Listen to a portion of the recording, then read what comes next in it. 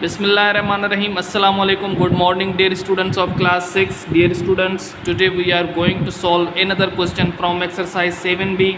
So look at the question. Question number 2. Convert the following into percentages.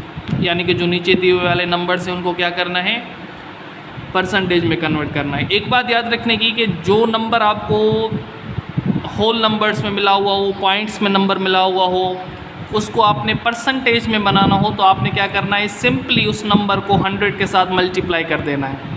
Simply उस number को 100 के साथ multiply कर देना है, ठीक है।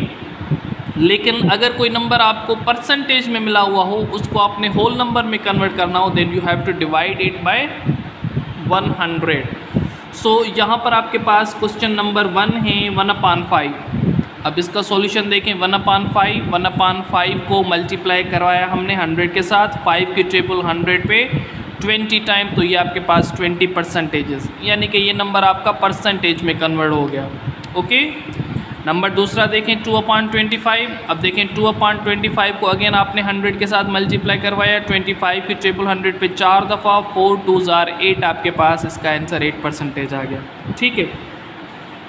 उसके बाद ये नंबर चौथा है, यहाँ पर तीसरा लिखा हुआ है लेकिन ये चौथा नंबर है, ठीक है। तीसरा आपको होमवर्क में है। अब ये है 0.35। अब 0.35 की पॉइंट ख़त्म करके 1 लगा के जितने डिजिट राइट हैंड साइड थे उतने नीचे हमने 0 लगा दिए।